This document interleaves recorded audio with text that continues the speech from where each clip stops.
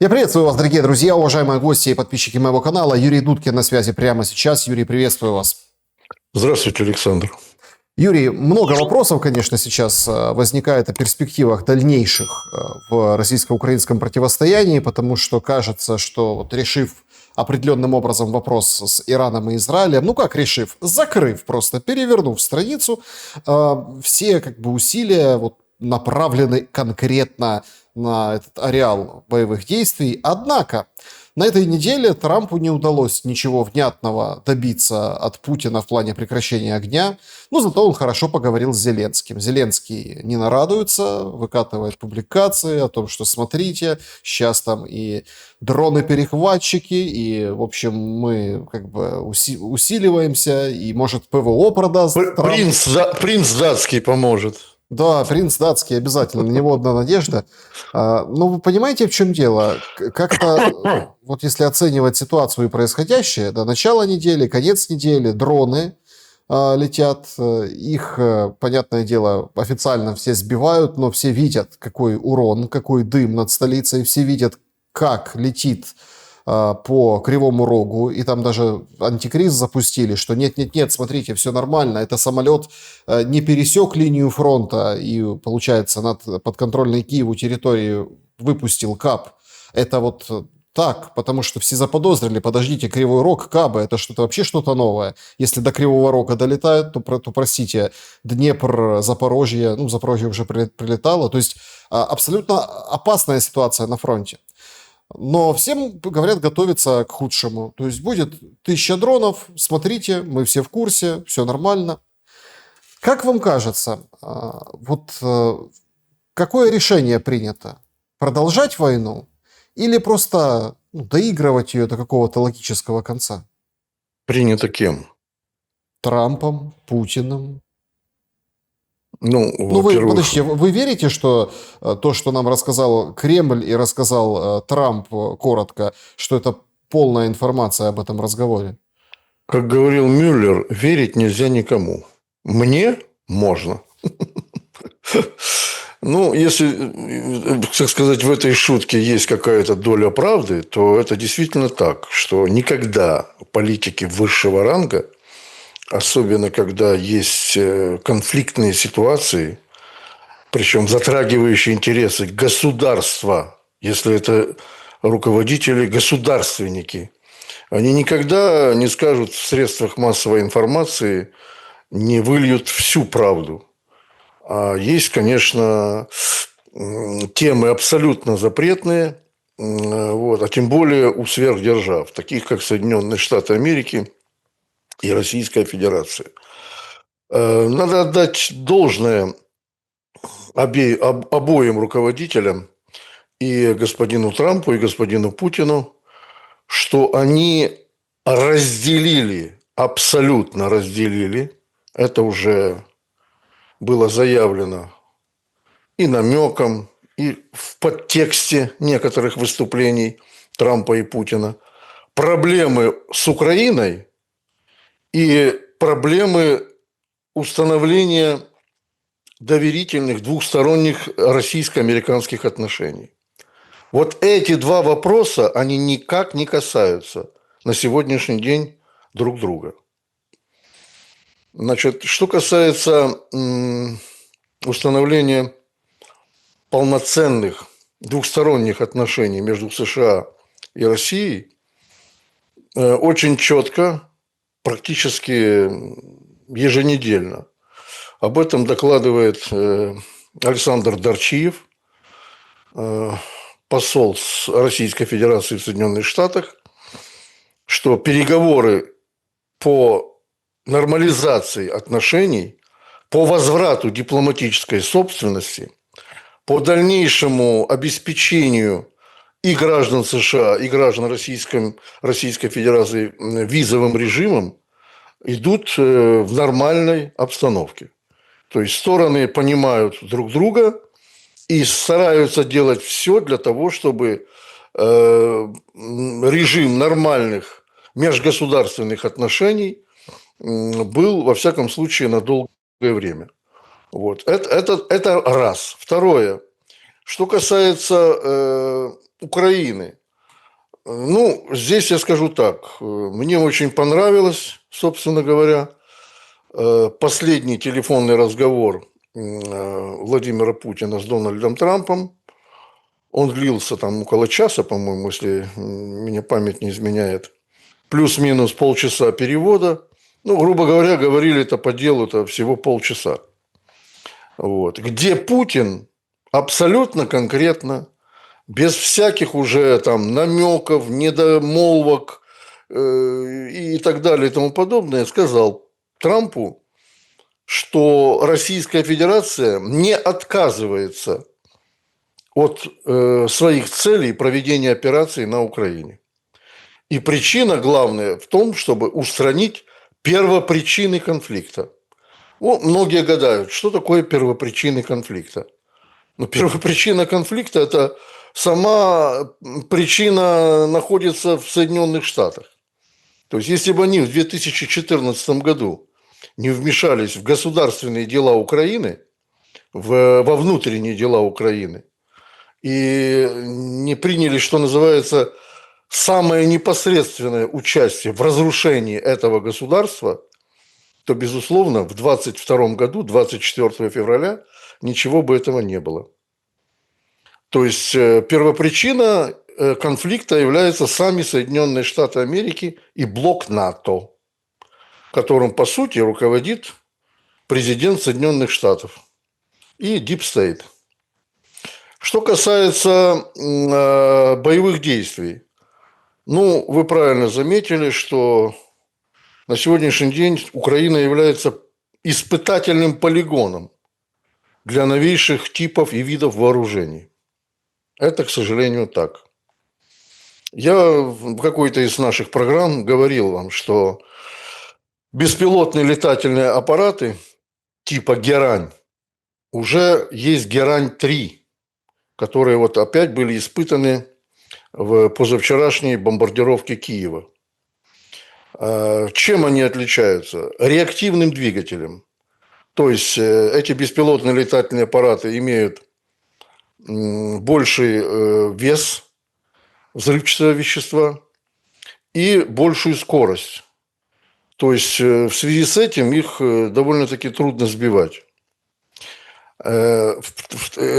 Третий момент, которым они, так сказать, обладают, это, безусловно, вся электронная начинка. То есть у них есть определенные преимущества в уклонении от средств противовоздушной обороны и средств радиоэлектронной борьбы. Подробно я не хочу на этом останавливаться, потому как это не имеет смысла, это особого для наших слушателей. То есть это новый тип вооружений в беспилотных летательных системах. Нет, это имеет смысл, Юрий Анатольевич. Знаете в чем? В том, что вот эти дроны-перехватчики стали очередной вундерваффе, очередным там фиолетовым лучом, очередная, скажем так, мода, да, то есть, мол, смотрите, там дроны поднимаются выше, их уже не забьешь с зенитки или с автомата или с какого-то там такого пулемета, приделанного к пикапу, но мы разрабатываем дроны, которые вот нам помогут, взмывая в небо, атаковать, и чтобы там, в общем, уже всерьез, в открытую, там говорят, смотрите, потерпите месяц-два, и дроны-перехватчики будут перехватывать вот эти новые шахеды Герань-3, да? Но опять-таки, понимаете, в чем дело? Когда нам называется дрон как средство, ну, я не знаю, победы, вы же заметили, что, ну, вот, тоже пришла новость такая очень интересная. Закончились к гепардам, ну, немецким ПВО, в Киеве снаряды. И так интересно, слушайте, ничего себе, боекомплект закончился, все. То есть он как бы есть, этот гепард, который защищает, ну, а толку с него? Да, вот этот Патриот тоже, да, сейчас там ходили, рядили, обсуждали, ну, по сути, он же должен чем-то стрелять по баллистическим целям. А стрелять, я так понимаю, нечем, раз стягивают и не прикрывают, собственно, главное, основное. Ну, Да. то есть мы же понимаем, что дрон не выиграет эту войну, какой бы он суперсовременный на на высоких скоростях и интеллектом искусственным не обладал. Не, ну то, что касается российских дронов, они действительно совершенствуются не только с каждым месяцем, но и с каждым днем. Это факт.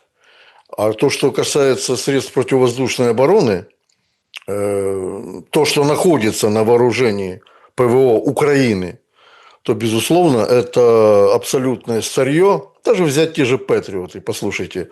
Ну, эти ракеты, они не сбивают гиперзвук. Они не способны этого сделать. Это первое. Второе. Разработка «Патриот» началась еще в конце 70-х годов прошлого века. И до сих пор они, да, сейчас американцы заявили, в частности, Хексет, министр обороны США, что такие системы, как Patriot, будут сейчас будут совершенствоваться. Когда, что, почем. Ну, понятное дело, это носит довольно-таки тему определенной секретности, но, опять же, для этого нужно время. Второе, что касается гепардов, о которых вы сказали, то же самое. Это разработка 70-х годов, западногерманский комплекс противовоздушной обороны с автономной РЛС, артиллерийский, на гусеничной тяге, на базе танка «Леопард-1». Вот. И действительно, скажем, в какое-то время по низколетящим целям, малогабаритным целям, они были эффективны. Но, опять же, как вы сказали правильно, дело все в боеприпасах. Украина не производит таковых боеприпасов. То есть, ей опять нужно стоять с протянутой рукой перед Германией тоже и просить эти боеприпасы для гепардов. Ну, вот. Гепарды, кстати, что касается их, ну, скажем так, скрытности, они довольно шумные. То есть, если эта установка лупит из двух стволов по воздушной цели, то ее слышно за несколько километров. Вот. Это, как говорится, для нелегальной агентуры, которая есть в Украине, я не открою большого секрета, является очень хорошим наводчиком на цель. Вот. И в позавчерашнем налете на Киев такие гепарды были, которые находились, кстати, среди жилых кварталов по Киевской области, они были обезврежены.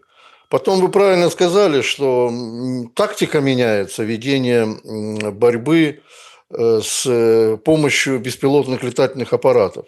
То есть, прежде чем запустить, там, скажем, гиперзвук, да, по какой-то важной цели, а в последнее время действительно Россия выбирает стратегически важные цели, объекты на территории Украины.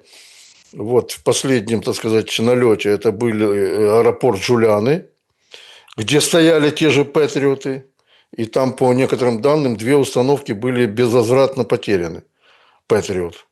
Одна установка «Патриот», напомню, стоит в полном боекомплекте, стоит $1,5 миллиарда. Далее были налеты на Васильков, военный аэродром. Там были складированы также и ракетно-артиллерийские боеприпасы. И при попадании туда тех же кинжалов, там еще несколько часов гремели взрывы. То есть канонада разносилась там на всю Киевскую область. Настолько были мощные взрывы. Но вот эти именно беспилотники, да, которые, скажем, есть и наступательного свойства, и разведывательного свойства, и те, которые отвлекают, скажем, ПВО Украины, оставшиеся от наведения на нужные, скажем, цели, вот, играют свою роль. Играют свою роль. Ну, а есть еще те, которые, это тоже парадокс, те, которые следят в режиме реального времени. Да, да. Это вот сообщили украинские военные, что нашли эти герберы, да? Да. Но, простите, за 300 километров они не передают сигнал. Это означает, что где-то в Киеве, Киевской области стоит ретранслятор. Конечно, конечно. И не один, я скажу так. То есть, они разбросаны по всей территории Украины. И вычислить такой ретранслятор достаточно сложно. Достаточно сложно. Поэтому, используя все, так сказать, преимущества 21 века, Россия добивается в этом смысле определенного успеха, как самостоятельный, подчеркиваю, производитель этих систем и разработчик подобной тактики, как самостоятельный, ни от кого не зависящий. Это очень важно, потому что Украина на сегодняшний день, к сожалению, зависит от всех и во всем. Ну вот я не знаю, взять любую сферу, да, жизнедеятельности, военную сферу, разведки и так далее и тому подобное. Украина везде, везде зависима. То есть ей нужно просить, ей нужно умолять. Дадут, не дадут. Это уже второй вопрос, понимаете? Вот. Но пока что, я еще раз говорю, то, что объявил Трамп, вернее, не Трамп, а министр обороны, Трамп представляет это так, как будто это была инициатива Хексита о прекращении поставок вооружений Украине. Безусловно, как Хексит, как человек, креатура Трампа, безусловно, обговаривал с ним эту тему, я думаю, не раз. И не только с ним, но и с многими конгрессменами в Соединенных Штатах, близких к Трампу. Так вот, на следующий день же Трамп сказал, что когда журналисты его спросили, вы действительно прекратили поставки вооружений? Да нет, ради бога, мы будем поставлять Украине и в дальнейшем, но как это будет выглядеть, это другой вопрос. Потому что Трамп заставит Европу платить и покупать эти американские виды вооружений, эти системы для Украины. Вот. Насколько у Европы хватит средств для таких игрушек, ну, это уже вопрос второй, как говорится. Но на самом деле Трамп прекратил делать подарки Зеленскому, которого он просто на дух не переносит, терпеть его не может. И то, что вы сказали, что там была такая плодотворная между Трампом и Зеленским беседа телефонная, ну, я бы сказал, что господин Трамп, как, скажем, не хуже, чем Зеленский, шоумен в этом смысле, да, он разыгрывает, так сказать, в этом плане очень серьезную, хорошую карту. Вот. И надо отдать ему должное, у него все получается. То есть некоторые журналисты, некоторые даже политики в Европе уже в диком шоке от того, что, например, говорит Трамп сегодня, и не могут предположить, что он скажет завтра. Поэтому то, что он наговорил господину Зеленскому, абсолютно идет вразрез с тем, что он говорит в Европе. А тем более идет вразрез с тем, что он говорит в самих Соединенных Штатах, выступая перед Конгрессом или там Сенатом. Вот. Поэтому его невозможно предугадать. Трампа невозможно предугадать. Единственное, что я скажу, так сказать, отвечая уже в заключении на тот глобальный вопрос, который вы задали, доколе, грубо говоря, я скажу, что ни одна, и повторюсь, наверное, ни одна из сторон на сегодня не заинтересована в прочном мире на Украине. Ни одна из трех сторон. Даже не из трех, а с четырех. Вот. Европа, США, Зеленский, Украина и Российская Федерация. То, что ключ, значит, от этого мирного ларчика, где есть, скажем так, какая-то подсказка в виде какой-то записки к прочному миру на Украине, он находится в двух руках – у Трампа и у Путина. То есть, если они решат, если встреча на высшем уровне состоится когда-либо, мы надеемся на это, то я думаю, что там будут существенно достигнуты договоренности, говорить с глазу на глаз, даже с переводчиком. Это не то, что говорить по телефону, когда люди не видят друг друга и не могут ощутить мимику, скажем, настроение своего собеседника, ну и так далее. И вообще, глядя глаза в глаза, можно, так сказать, решить гораздо более емко и серьезно любой вопрос. На это надеется Зеленский, который проталкивает это было так, к примеру, троих. к примеру, между Хрущевым и Джоном Кеннеди. Поэтому и Хрущев туда ездил, в Америку неоднократно, для того, чтобы с американцами решить вопрос, например, по покупке зерна, когда провальная хрущевская реформа, направленная прежде всего на производство кукурузы, граждан Советского Союза лишила элементарного куска хлеба.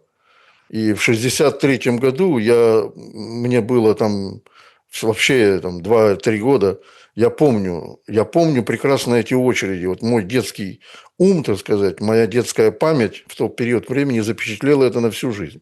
Поэтому, глядя в глаза, гораздо большего можно достичь. А я вообще, я вам скажу честно, вот у меня такое даже некоторое смешливое бывает настроение, когда на Украине я не беру этих негодяев во власти, а беру, скажем, граждан Украины умных, образованных,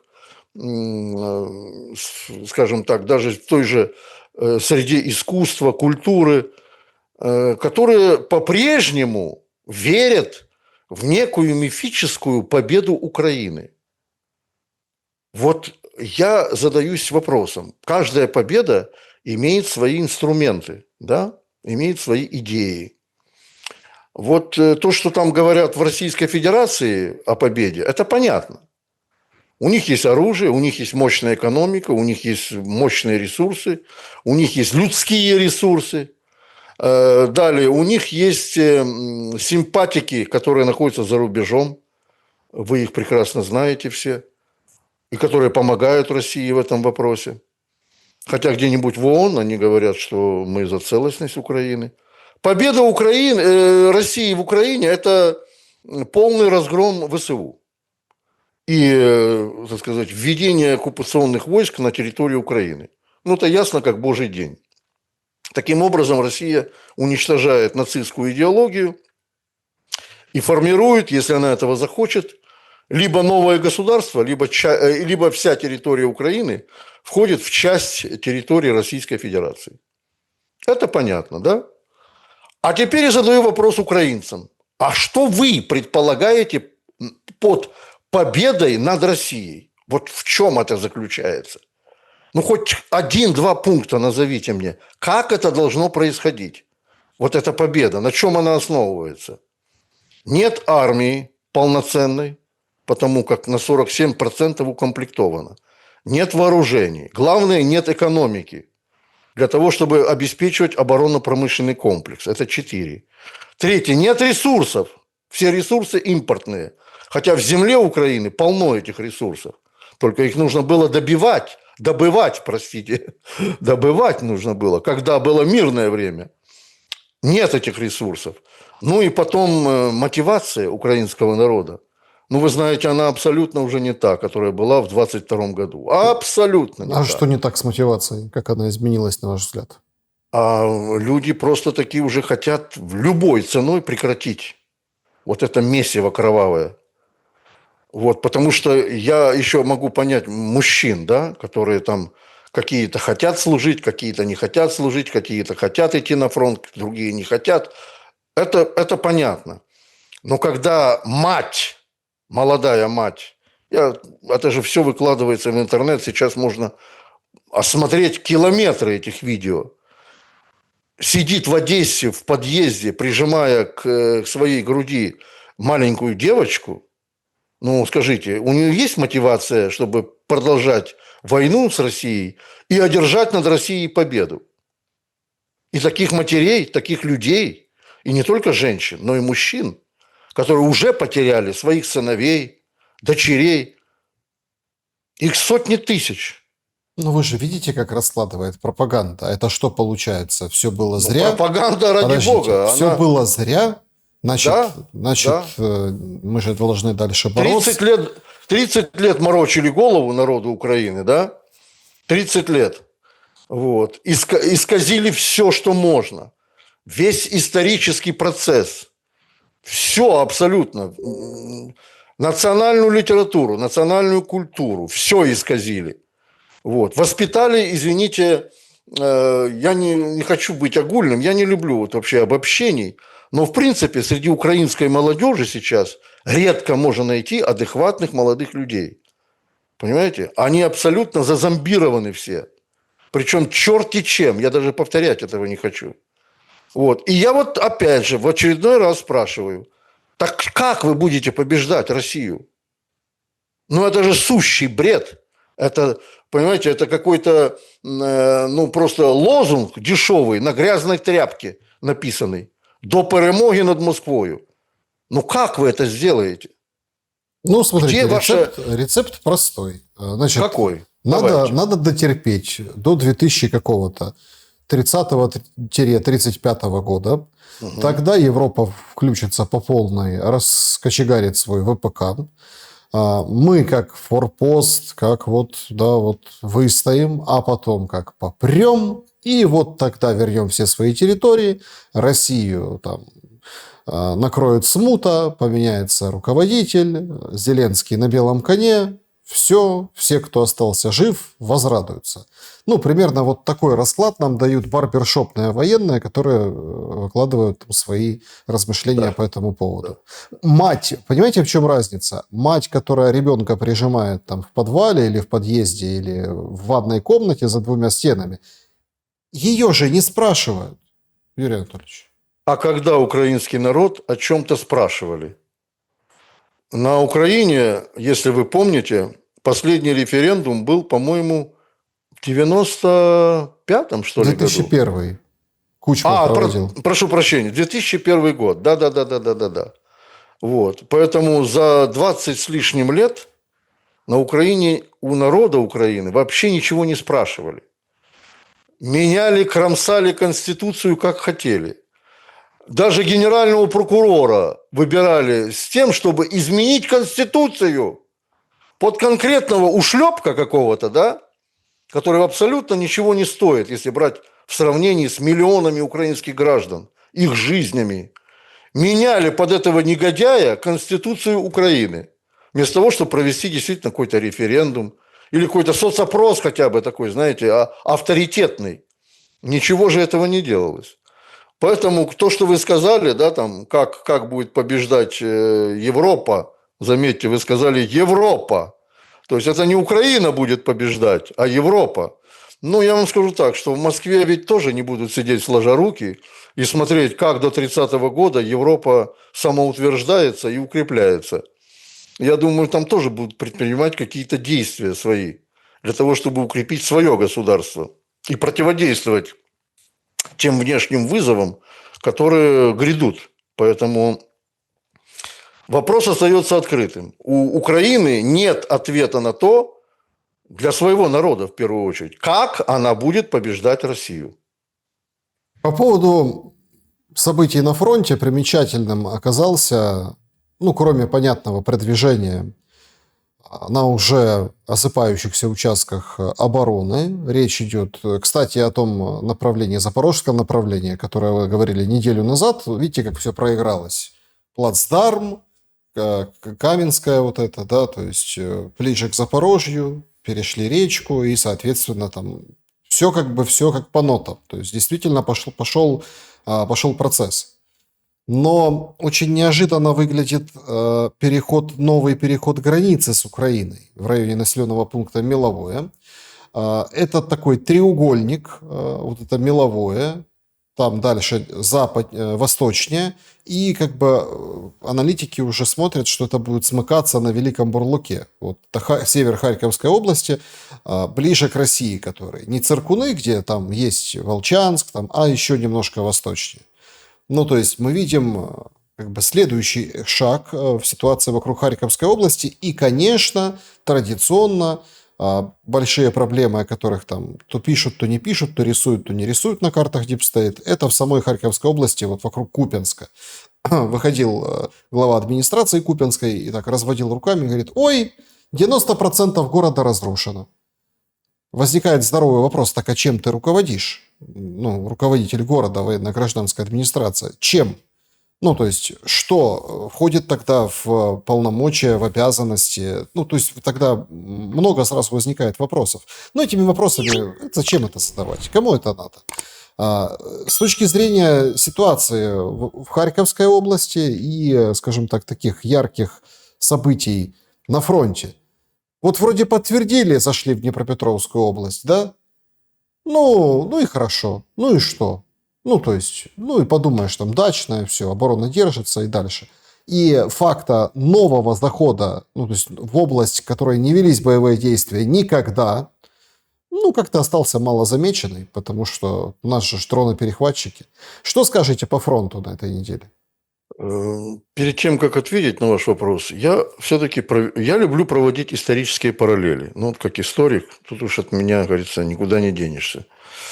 Значит, вот смотрите, берем 1941 год, начало Великой Отечественной войны. Не повсеместно, но практически везде Государственный комитет обороны объявляет об эвакуации предприятий, населения, важных объектов, банков и так далее и тому подобное. Это имеет для того времени, для советского руководства, первостепенное значение. В первую очередь, сохранить жизни людей, раз. Во-вторых, все маломальски значимые производства, промышленные объекты вывести в тыл глубоко. Ну, понятное время, тогда не было ни дронов, ни гиперзвука и так далее. Но, тем не менее, была мощная авиация у Третьего Рейха, которая настигала, как говорится, любой объект, где бы он ни находился. Вот. По тому времени это было очень мощное вооружение. Вот. И первое место, конечно, если не в мире, то в Европе Люфтваффе занимала бесспорно. Что касается, теперь я перехожу к нашей теме и вашему вопросу. Вы когда-нибудь слышали, чтобы Зеленский издавал указ об эвакуации мирного населения, организованной эвакуации, с подачей автобусов, автомобилей, поездов, электричек, ну, неважно чего, транспортных средств, для того, чтобы из населенных пунктов эвакуировать население, граждан Украины, своих. Нет, Я такого не припомню. Подождите, были моменты эвакуации. Что были? Эвакуационные поезда с востока и эвакуируются... Это когда было? Да, вот повсеместно. Из Сумской области эвакуация проходит, гражданское Организованно? население. Организованно, конечно. И там Странно. даже... Там даже я этого не помню. Коровку, собачку, овечку, козочку тоже эвакуируют. И в Сумской области это было вот совсем недавно. Но во всяком случае... Другое дело, что мужики боятся эвакуироваться. Вот это вот самое главное. От администрации. Почему они боятся? Если волонтер приедет, они с волонтером каким-то уедут, там куда-то он их вывезет подальше. А если приедут от области, ну там госадминистрации, да, ну тогда до первого блокпоста ТЦК.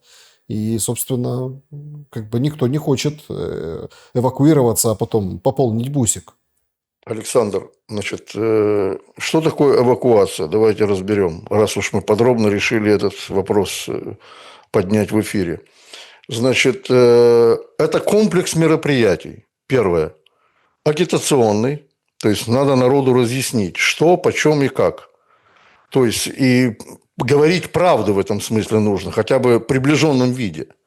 То есть, что будет, если они не уедут, что будут и куда они уедут, и что с ними будет. Главное, куда они уедут. Вот что самое главное. А для того, чтобы людей, как вы говорите, эвакуировать, а я против того, что вы сказали, потому что я такого не припомню, ну, как бы я в своем уме. Людей же не в чисто поле вывозят, да? Особенно в зимний-осенний период времени. Для этого должно быть подготовлено какое-то жилье.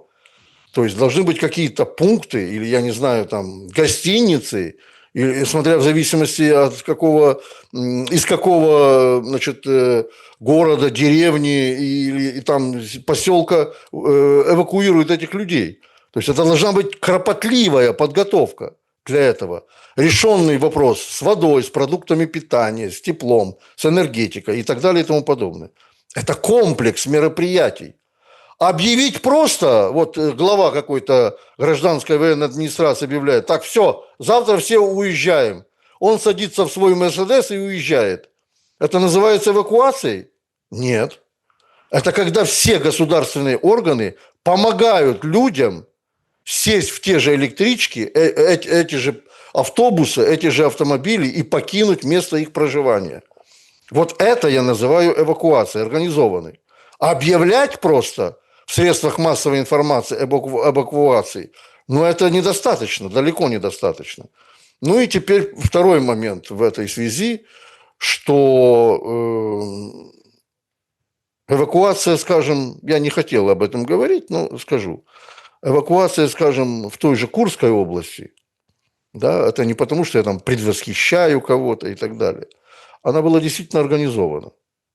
А особенно, когда, ну, тут надо учитывать многие факторы, почему ВСУ и спецподразделения ВСУ продвигались так активно в Курской области. Там, естественно, есть вопрос измены, вот, и в российских средствах массовой информации этот вопрос не освещают по определенным причинам, понятно по каким.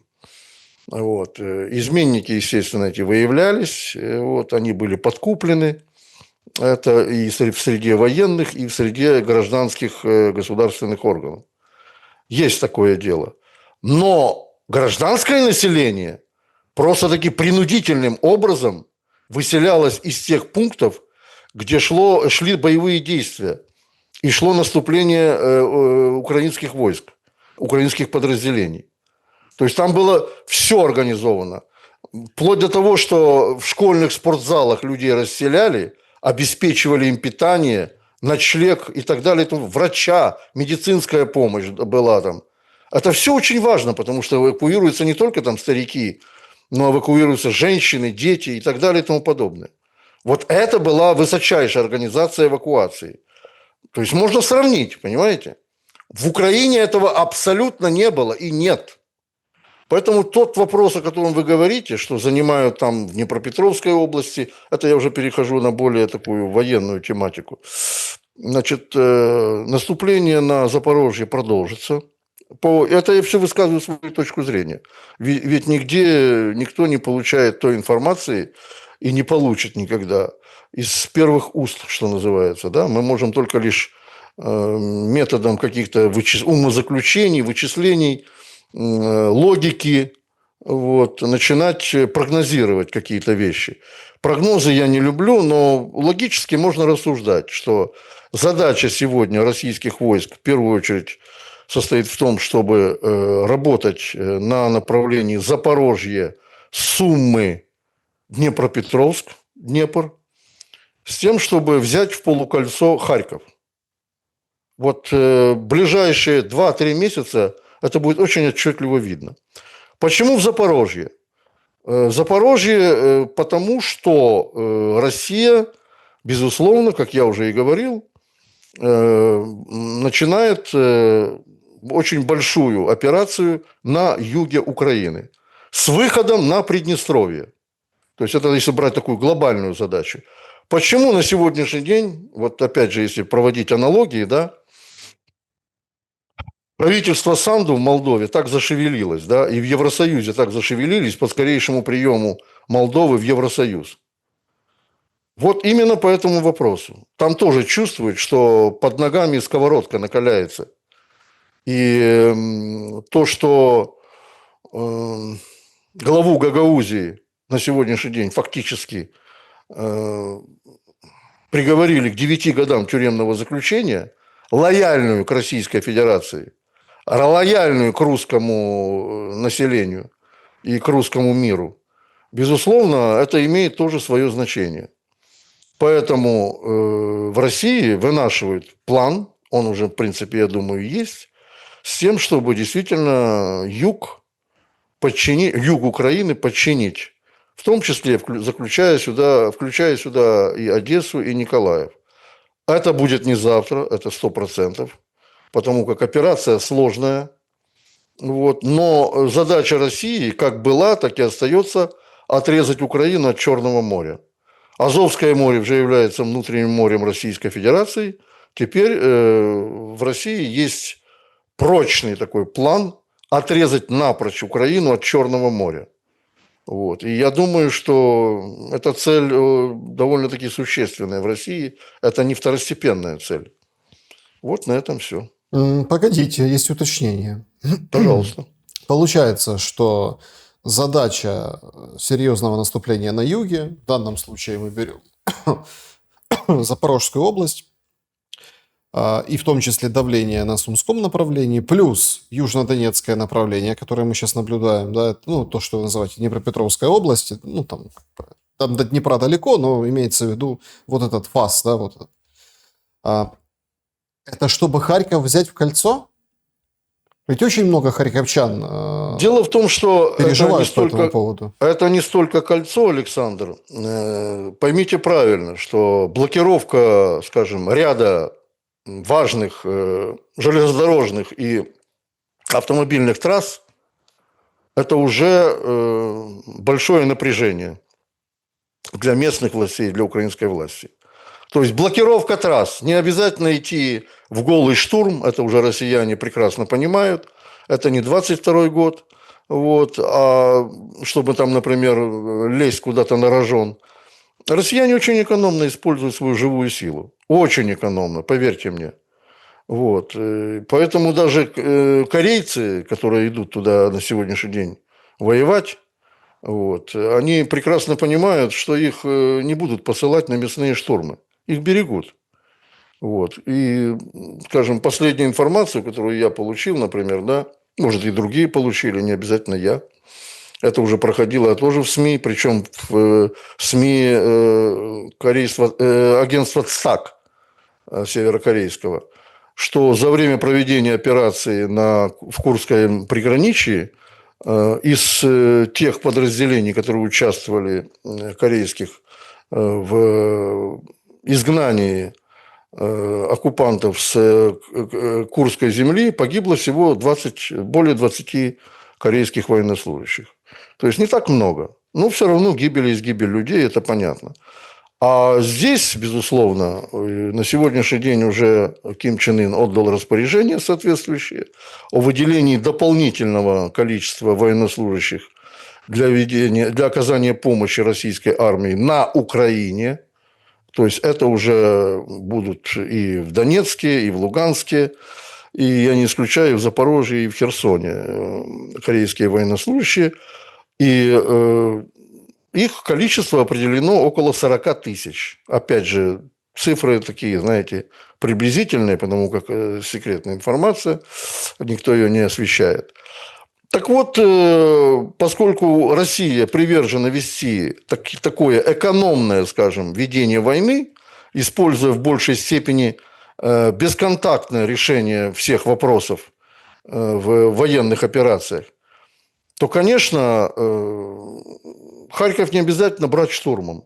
На это никто не пойдет. Его и так дважды брали в годы Великой Отечественной войны. Взяли вначале, потом опять отдавали немцам под натиском вермахта. Вот. Потом снова брали, где погибли сотни тысяч советских солдат. И опять же, этот опыт Россия учитывает.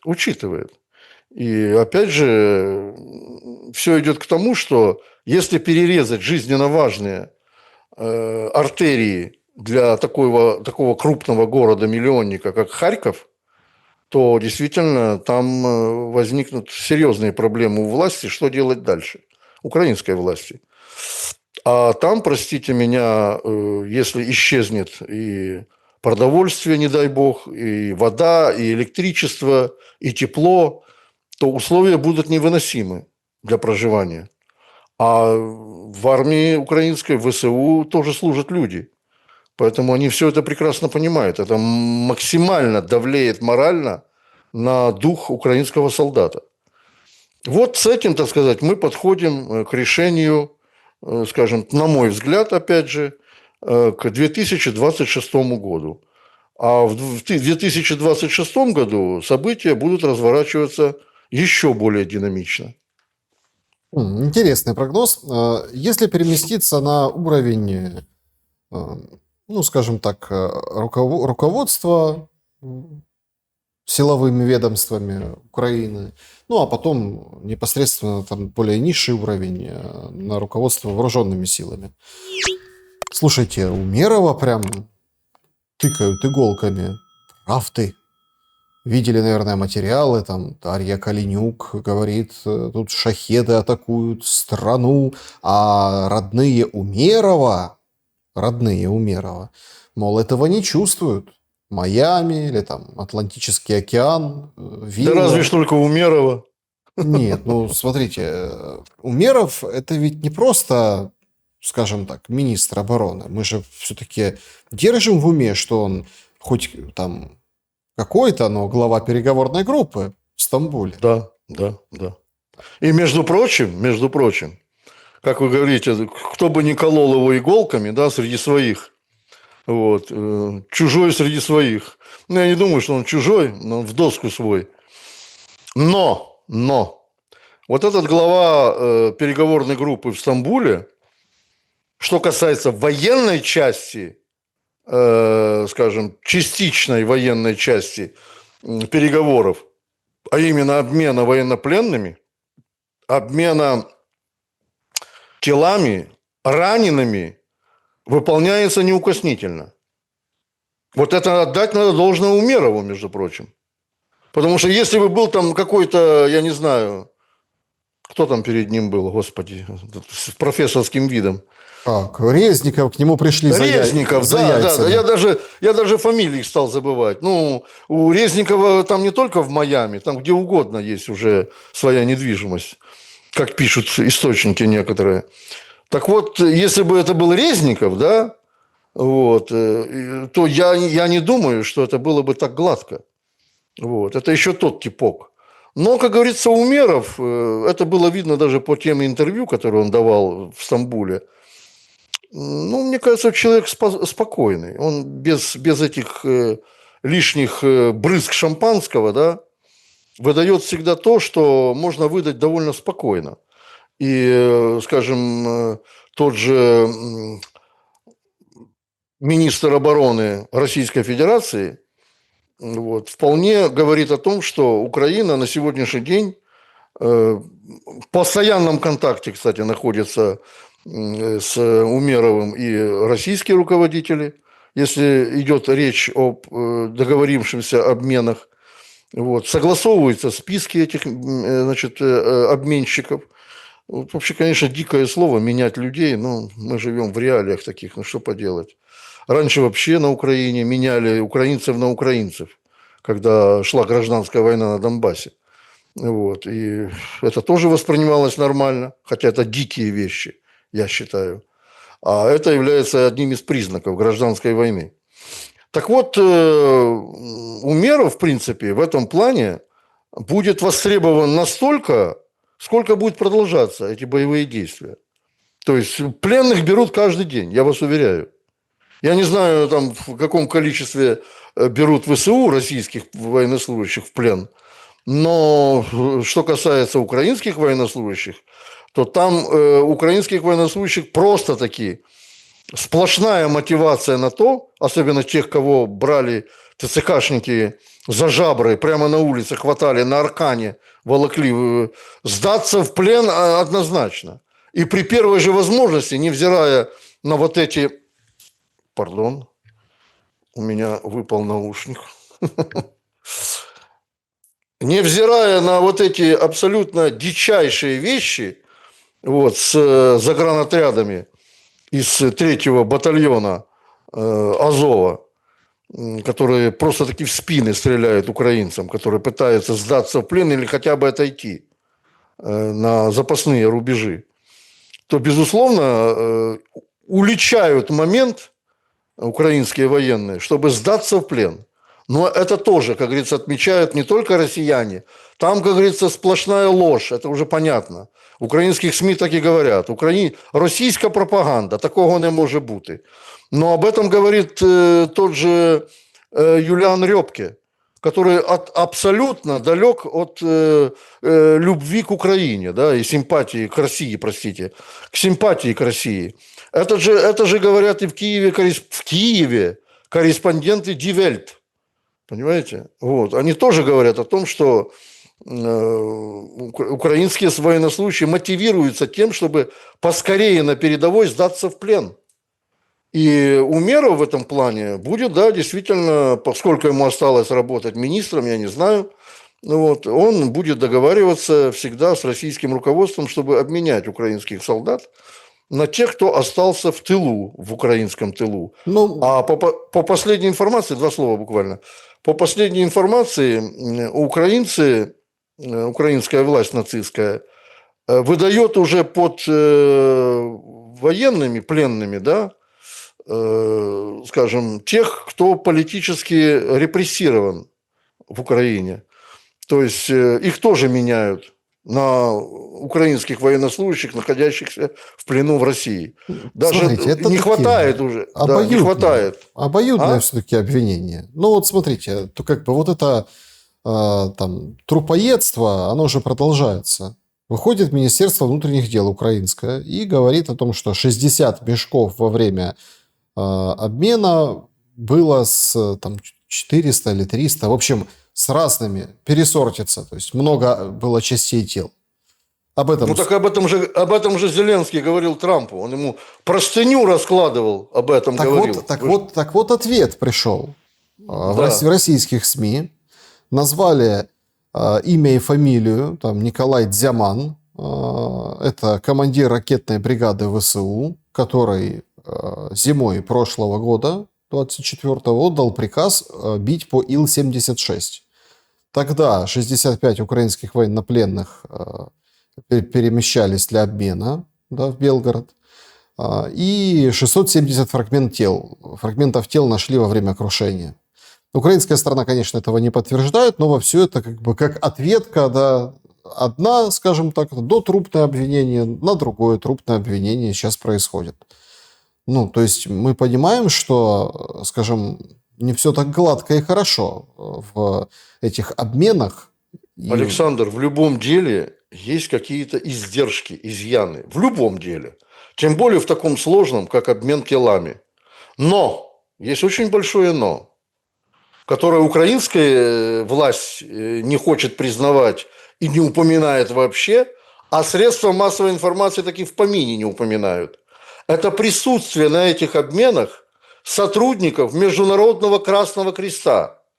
Прежде чем произвести физический обмен телами, идет идентификация. Там есть специальные документы, по которым определяли, кто это такой. То есть по ДНК, по внешним каким-то признакам, по документам и так далее и тому подобное. Так что, получается, сотрудники Международного Красного Креста работают на Россию? Ну нет же, конечно, нет. Поэтому, да, может быть, где-то какие-то единичные случаи происходили. Какие-то, скажем, какая-то чехарда в этом смысле происходила. Но это не имеет массовый характер среди тех 6 тысяч тел, которые Россия уже выдала для Украины военнослужащих, убитых на территории Российской Федерации. Да, и безусловно, это не умаляет эту цифру. Количество. Да нет, конечно, я же не об этом говорю. Да. Я говорю о том, что никаких подтасовок массовых, никаких фальсификаций в этом смысле быть не может, так как это происходит под наблюдением международных структур. А Международный Красный Крест отчитывается перед ООН, Организацией Объединенных Наций, за проведением подобных операций. Поэтому все это чушь собачья. Все, что там Зеленский показывал Трампу, который, кстати, не совсем был увлечен этой простыней и как-то так смотрел сквозь нее, на свои туфли, наверное, смотрел. Вот. Почищены они или не запылились? От Умерова давайте более на нижний, скажем так, командный состав. Народная депутатка Анна Скороход рассказала как бы вот эту внутреннюю грязную кухню вооруженных сил Украины.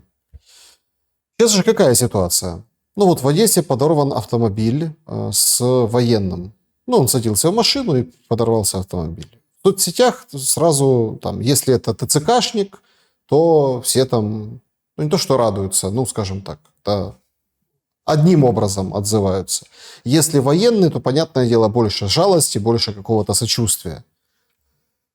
И это точно такая же история на этой неделе прилетела в Полтавское ТЦК. Прям целенаправленно 3 герани так вот, раз, четко. Там уже не скажешь, что это там случайно что-то залетело. Это прям били конкретно по областному военкомату. Все. То есть и ПВО ничего нет. Просто залетели, ударили. То ли никто не ожидал, что вот так вот можно взять и 3 шахедами поразить здание военкомата. И тоже там соцсети, да.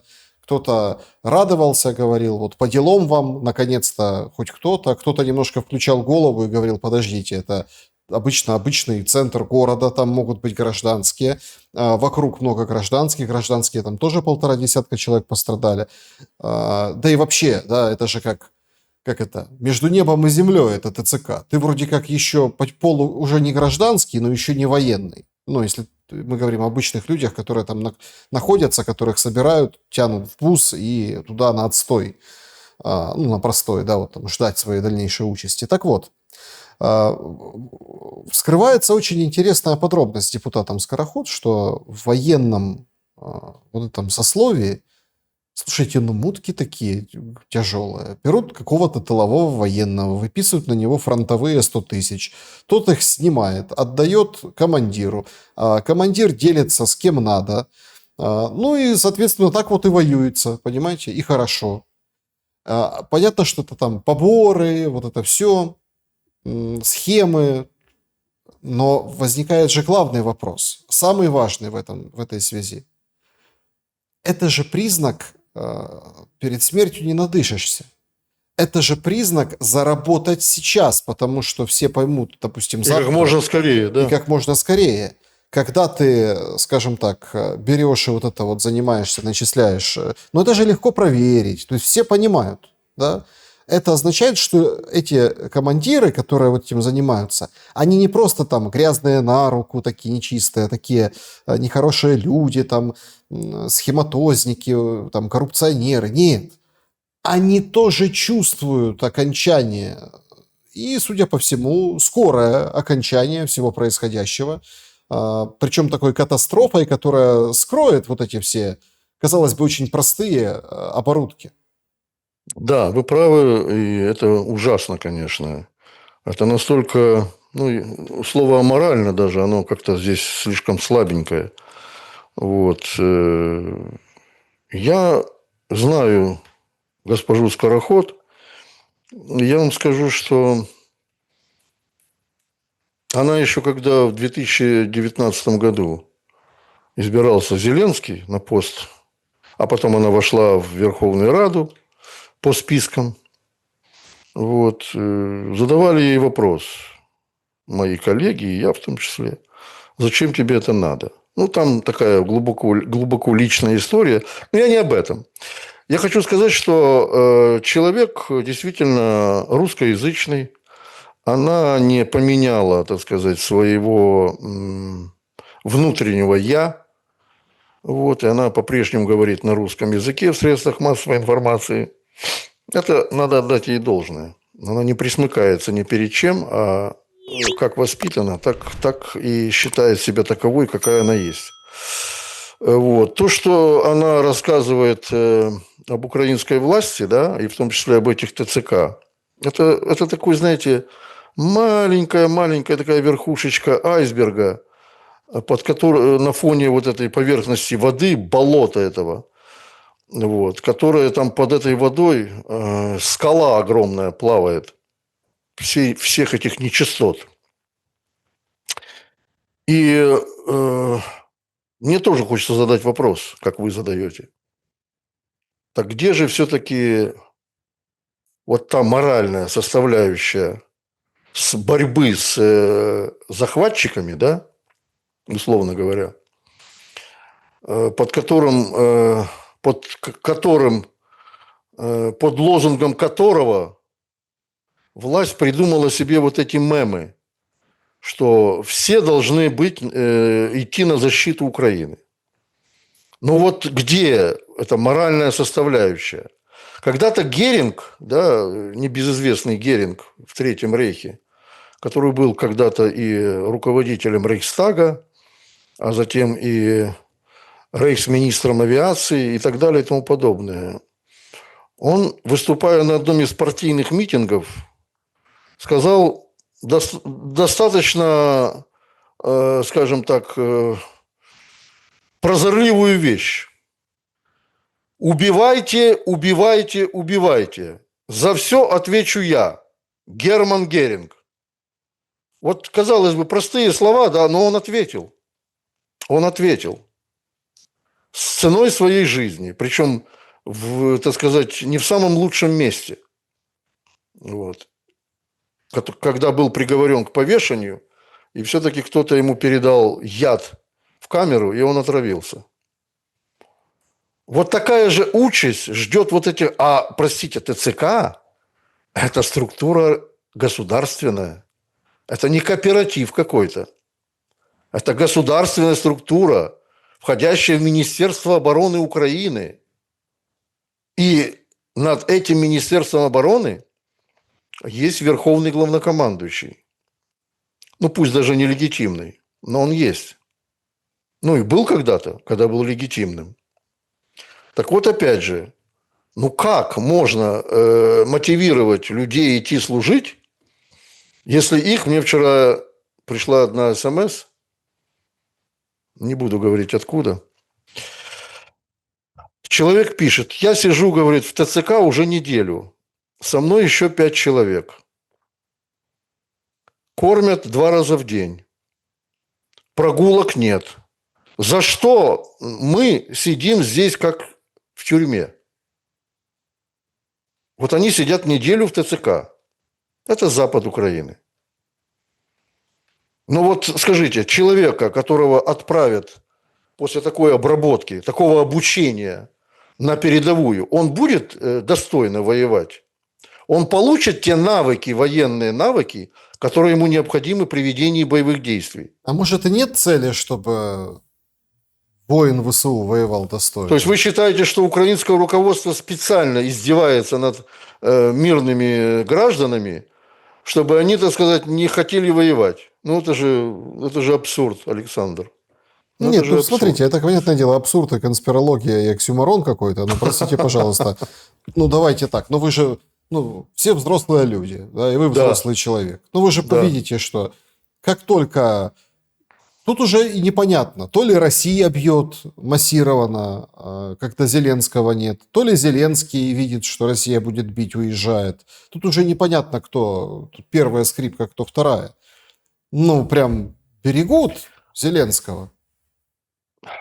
Зеленского берегут, очевидно, для того, чтобы его судить. Это на мой взгляд. Хотя это решение такое, знаете, самое простое. Вот. Если бы был, кстати, Бог давал жизнь Ельцину, и он на сегодняшний день был бы президентом России, я уверяю вас, он точно так же уничтожил бы все это киевское руководство, как он уничтожил Дудаева. Уверяю его, у него даже глазом бы он не моргнул бы глазом. Он бы это сделал, невзирая там на запреты американского президента там, или еще запреты каких-то еврочиновников. Он бы это сделал. Но, очевидно, Путин из другого теста слеплен. Вот. Хотя у него такие возможности были, наверное, и есть каждый час произвести подобную операцию. Причем всех поодиночке уничтожить. Начиная с террориста Буданова и заканчивая этим нелегитимным президентом. Может он это сделать. Но, очевидно, цели другие. Если вместо Путина будет кто-то другим президентом, кто-то будет, как говорят, сейчас принято говорить, преемником его в Российской Федерации, там очень интересные есть люди, которые могут быть. Действительно, Путин не вечен. Вот. Все желают его смерти, недоброжелатели. Но, понятное дело, он и сам об этом говорит. Я могу и заболеть гриппом, и когда неделю лежу в больнице, мне уже либеральные, говорит, СМИ шьют дело, что я арестован. Какой-то заговор в Кремле произошел. Я, говорит, могу внезапно также умереть. Я, говорит, простой смертный человек, говорит Путин. Но, очевидно, он все-таки человек православный. Он понимает прекрасно, что, скажем, убийство человека – это не самое лучшее качество мести, которое на сегодняшний день уместно. Наказать человека можно по-разному. Вот. Убить очень просто. А вот для того, чтобы он хотя бы перед своим концом осознал то, что он сделал, да, покаялся, вот очевидно этого добивается руководство Российской Федерации на сегодняшний день. А там действительно есть очень серьезные личности.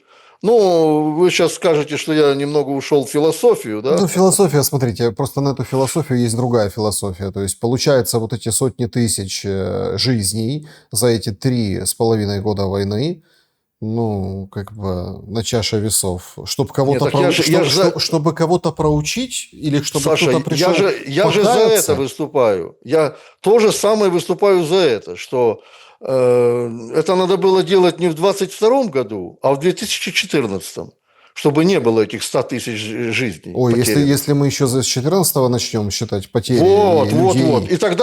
И тогда бы без западной помощи отсталая Украина в вооружениях и в живой силе давным-давно бы уже пала, и вопрос был бы решен с возрождением неонацистской идеологии на Украине. Вот тогда бы, конечно, решилось все гораздо проще.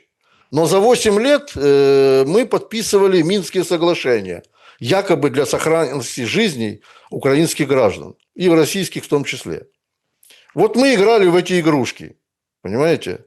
А вдруг удастся? А вдруг Запад все-таки не такой сволочной? Когда подписывал в администрации президента передачу власти от Януковича к вот этим негодяям, да, госпереворотчикам. А вдруг они слово сдержат? Не прошло. Давайте Минск-1 подпишем. Не прошло. Опять, ну не буду выражаться в эфире, опять обманули, опять вывернулись. Второй Минск подписали. То же самое. Тянули. Встречались. Переговоров было уйма.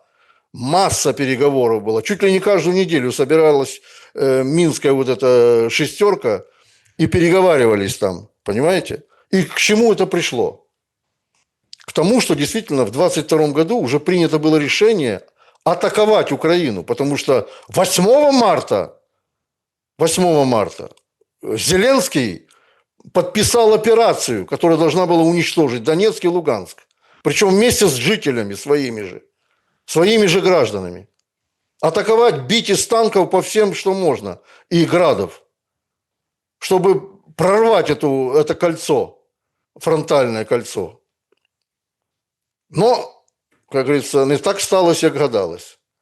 Поэтому я и философствую на эту тему, что возможностей сохранить жизни украинских граждан было очень много за эти 10-11 лет. Колоссальное количество возможностей. Поэтому сегодня Путин так не преклонен.